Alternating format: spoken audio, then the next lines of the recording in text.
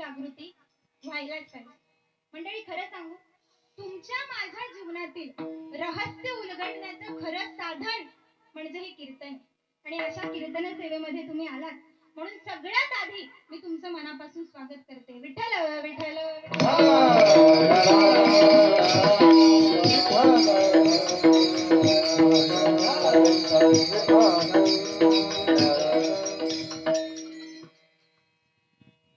माया जाळनासे या नामे करुणी प्रीती चक्र पाणी असो द्यावी प्रीती साधूच्या पायासी कथा कीर्तनासी सोडू नये.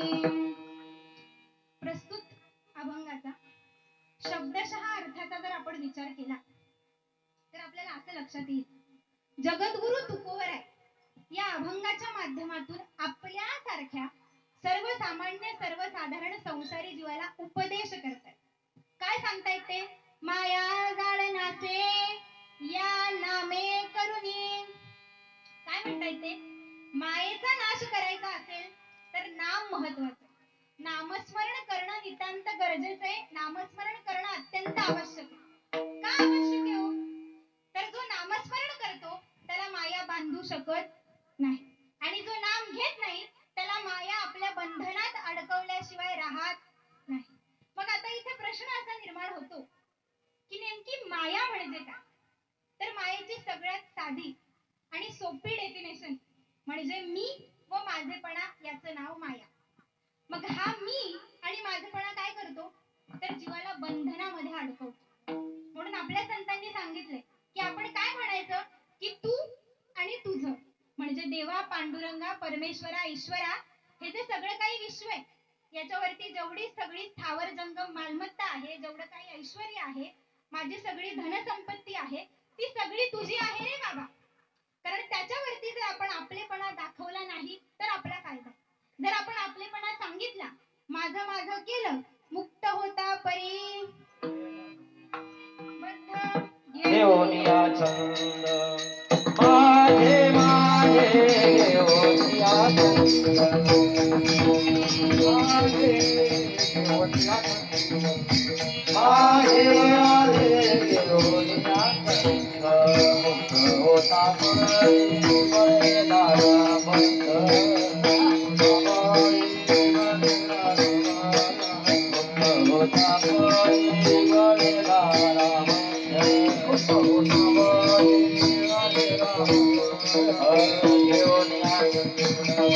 माझे माझे घेऊनिया छंद माझे माझे घेऊनिया छंद माझे माझे घेऊनिया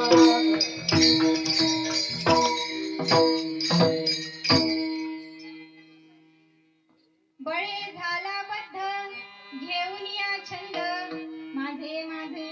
माणूस काय? माणूस मुक्त आहे, पण माझं माझं करून त्याने स्वतःला मायेच्या बंधनामध्ये अडकवून ठेवलेलं. मग मायेच्या बंधनातून आपल्याला सोडवायचं असेल तर सगळ्यात महत्वाचा उपाय म्हणजे नामस्मरण करणं. श्रद्धायुक्त भावनेने, श्रद्धायुक्त अंतःकरणाने प्रेमपूर्वक देवाचं नामस्मरण आपल्याला त्यांनी करायला सांगितलेलं आहे. पुतना मावशीने प्रेमाचं नाटक केलं, पण त्या प्रेमामध्ये भक्ती नव्हती, आणि भक्तीशिवाय प्रेमाला शून्य किंमत आहे. तुम्हाला जर भगवंतावर प्रेम करायचं असेल तर भक्तियुक्त भावनेने प्रेम करणं गरजेचं आहे. बघा, एखाद्याला कोंबडी पकडायची असेल, तो काय करतो? सगळ्यात पहिले ज्वारीचे दाणे टाकतो, बाजरीचे दाणे टाकतो.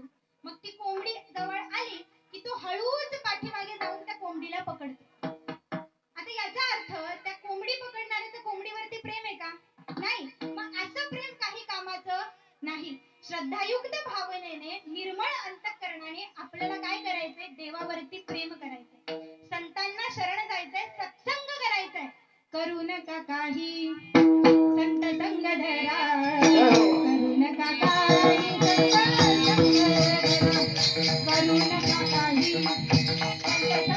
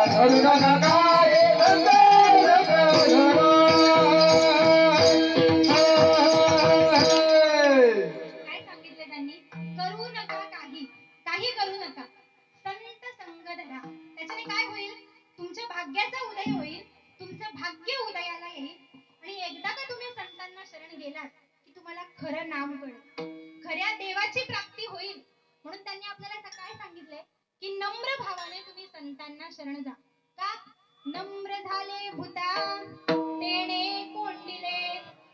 नम्र झाल्याशिवाय अनंताची प्राप्ती होणार नाही. म्हणून माऊली सांगतात की तुम्ही काय करा, तरी तनु मनु जीवे